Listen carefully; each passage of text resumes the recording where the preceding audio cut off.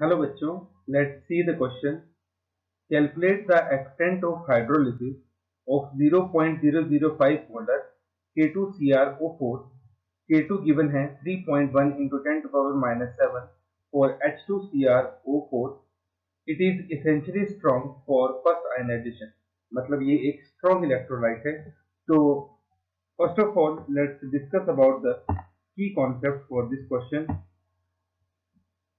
and key concept is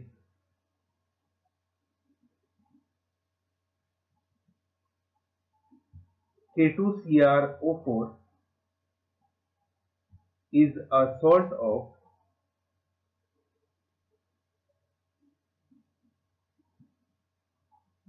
weak acid with strong base। जैसा कि आप देख सकते हैं, जो एसिड हमारे पास यहाँ पे है दैट इज H2CrO4, और जो बेस हमारे पास है दैट इज KOH। तो स्ट्रॉन्ग बेस और वीक एसिड से मिलकर ये सॉल्ट हमारे पास बना है K2CrO4। Now first of all we know that for salt of weak acid with strong base, KH is equal to KW divided by KA।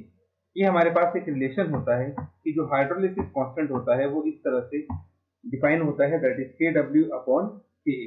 अब KW की वैल्यू हमारे पास गिवन होती है that is 1 to power minus 14, और KA की value हमें question में given है that is 3.1 into 10 to power minus 7।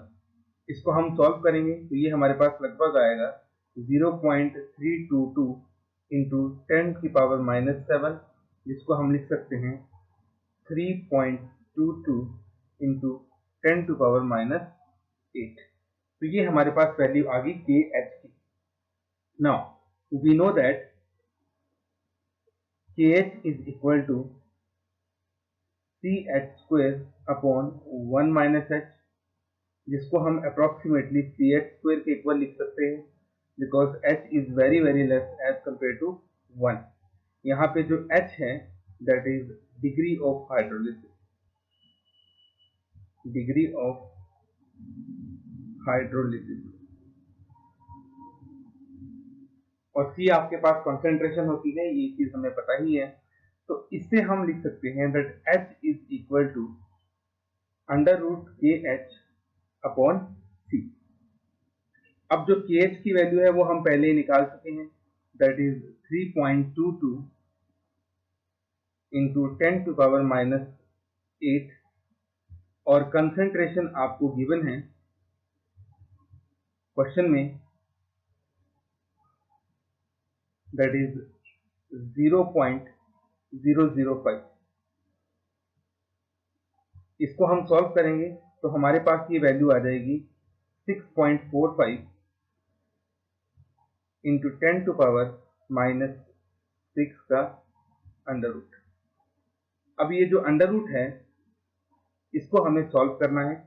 तो देखिए, जब हम इसको सॉल्व करेंगे तो H की वैल्यू हमारे पास आ जाएगी 6.4 का अंडर रूट हमारा लगभग आ जाएगा 2.5 के इक्वल, और 10 टू पावर माइनस 6 को हम क्या लिख सकते हैं 10 की पावर माइनस 3। ये आंसर हम लगभग ऐसे लिख सकते हैं 0.0025। और हमें क्योंकि एक्सटेंट ऑफ हाइड्रोजन हाइड्रोलिसिस पूछा है, मतलब हमें इसका परसेंटेज निकालना है, तो हम इसको मल्टीप्लाई कर देंगे 100 से, तो आपके पास जो परसेंट आ जाएगा वो लगभग 0.2% के इक्वल आ जाएगा। तो ये आपके पास आ गया extent of hydrolysis 0.25। Hope you understood well. Best of luck. Thank you.